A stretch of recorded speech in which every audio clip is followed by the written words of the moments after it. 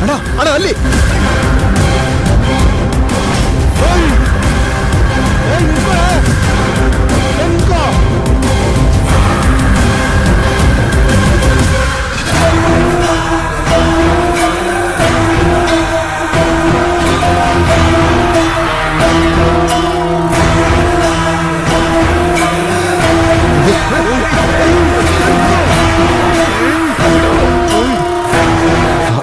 ದಾರಿ ಬಿಡು ನನ್ಗೆ.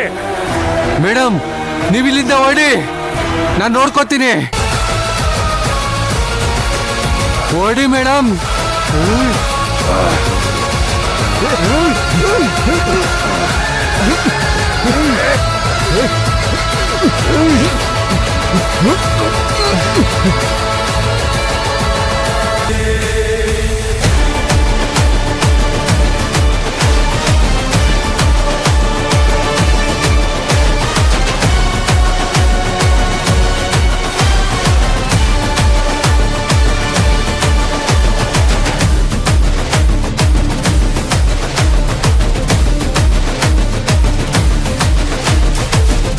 ಪಾಪ ಮಾಯಾ, ಈ ಅವಮಾನ ಎಲ್ಲ ಸಹಿಸಕ್ಕಾಗದೆ ಏನಾದ್ರೂ ಮಾಡ್ಕೊಳ್ದೆ ಇದ್ರೆ ಸಾಕು. ಅವಳೇನು ಮಾಡ್ಕೊಳ್ಳಲ್ಲಪ್ಪ, ಇದೆಲ್ಲ ಅವ್ರು ಆಡ್ತಿರೋ ನಾಟಕ ಅಷ್ಟೇ. ನಮ್ಮ ಕುಟುಂಬಕ್ಕೆ ಅವಮಾನ ಮಾಡಬೇಕು ಅಂತಾನೆ ಅವ್ರು ಈ ರೀತಿ ಮಾಡ್ತಾ ಇದ್ದಾರೆ. ಏನ್ ಮಾತಾಡ್ತಿದ್ಯಮ್ಮ? ಅವಳು ಯಾಕೆ ಈ ತರ ಮಾಡ್ತಾಳೆ? ಅವ್ರಿಗೆ ಯಾವತ್ತೂ ನಮ್ಮ ಕುಟುಂಬದ ಮೇಲೆ ಗೌರವ ಇರಲಿಲ್ಲ. ಅವ್ರ ನಂಬಿ ನೀನ್ ಮೋಸ ಹೋದೆ ಅಷ್ಟೇ. ಕೋದಂಡ, ಅವಳು ಬದಲಾಗಿದ್ದಾಳೆ ಅಂತ ನಾವೆಲ್ಲರೂ ಅನ್ಕೊಂಡಿದ್ವಿ. ಅವಳ ವಿಷಯವಾಗಿ ವಸುಮತಿ ಎಷ್ಟು ಸಲ ಬೇಜಾರು ಮಾಡ್ಕೊಂಡಿದ್ದಾಳೆ. ಅವಳಿಗೆ ನಾನೇ ಸಮಾಧಾನ ಮಾಡಿದ್ದೀನಿ. ಇಂಥ ಟೈಮಲ್ಲೂ ಅವ್ರು ಇಷ್ಟೆಲ್ಲ ಮಾಡ್ತಾರೆ ಅಂತ ನಾನು ಕನ್ಸಲ್ಲೂ ಅನ್ಕೊಂಡಿರ್ಲಿಲ್ಲ. ಮನೆಯವರೆಲ್ಲ ಹೇಳ್ತಿರೋದು ನಿಜನಾ, ಅಥವಾ ಇವರೆಲ್ಲ ಇನ್ನೂ ಮಾಯ ಮೇಲೆ ದ್ವೇಷ ಸಾಧಿಸ್ತಾ ಇದ್ದಾರ? ಆಯ್ತು ಕೋದಂಡ, ನೀನ್ ಹೇಳಿದ್ನ ಒಪ್ಕೊಳ್ಳೋಣ. ನೀನ್ ಹೇಳಿದ ತರಾನೇ ನಾವೊಳ್ಳ ಪ್ರೀತಿಯಿಂದ ನಡೆಸ್ಕೊಂಡಿಲ್ಲ, ಆಯ್ತು. ಆದ್ರೆ ನೀನ್ ಅವಳಿಗೆ ಏನ್ ಕಡಿಮೆ ಮಾಡಿದ್ಯಾ? ಏನ್ ಕಡಿಮೆ ಮಾಡಿದ್ದೆ ಹೇಳು? ನಿನ್ ಮುಖ ನೋಡ್ಕೊಂಡಾದ್ರೂ ಅವಳು ಈ ರೀತಿ ಎಲ್ಲ ಮಾಡಬಾರ್ದಾಗಿತ್ತು, ಹೌದು ತಾನೇ?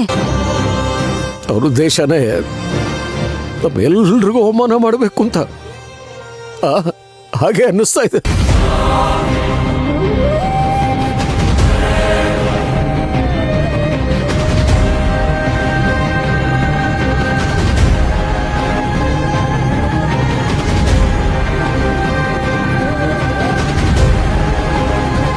ಕೋದಂಡ, ಜನಗಳೆಲ್ಲ ನಮ್ಮನ್ನೇ ನೋಡ್ತಾ ಇದ್ದಾರೆ. ಇದು ಹಾದಿ ಬೀದಿಲಿ ಮಾತಾಡೋಂಥ ವಿಷಯ ಅಲ್ಲ, ನಮ್ಮ ಮನೆ ವಿಷಯ, ನಮ್ಮ ಪರ್ಸನಲ್ ವಿಷಯ. ಬನ್ನಿ ಎಲ್ಲರೂ ಬೇರೆ ಕಡೆ ಕೂತ್ಕೊಂಡು ಮಾತಾಡೋಣ. ಬಾ ಕೋದಂಡ, ನಡೀರಿ, ಬನ್ನಿ.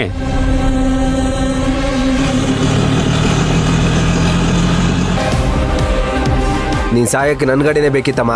ಅಯ್ಯೋ ಅಣ್ಣ, ಇವಾಗ ಅದೆಲ್ಲ ಮಾತಾಡೋ ಟೈಮ್ ಅಲ್ಲ. ಇನ್ನೊಂದ್ ಸ್ವಲ್ಪ ತಿಲ್ಲೇ ಇದ್ರೆ ಯಾರಾದ್ರೂ ನನ್ನ ಸಾಯಿಸಿ ಬಿಡ್ತಾರೆ. ನಡೀರಿ. ಏನ್ ಹೇಳ್ತಿದ್ಯಮ್ಮ? ಅದೆಲ್ಲ ಆಮೇಲೆ ಹೇಳ್ತೀನಿ, ಮೊದ್ಲು ನಡೀರಿ.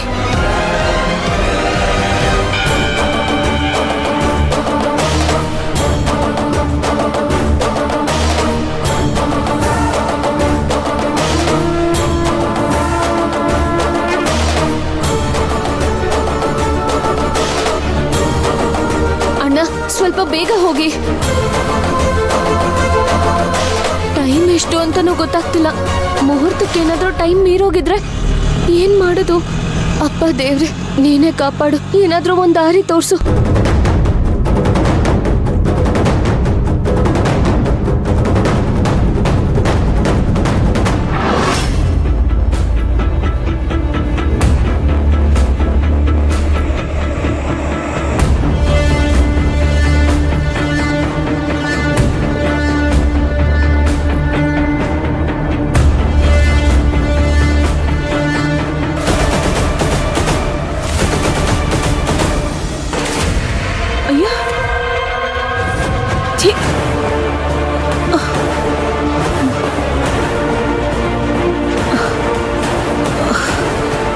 ಇಲ್ಲಿಗೆ ಹೇಗೆ ಬಂದೆ?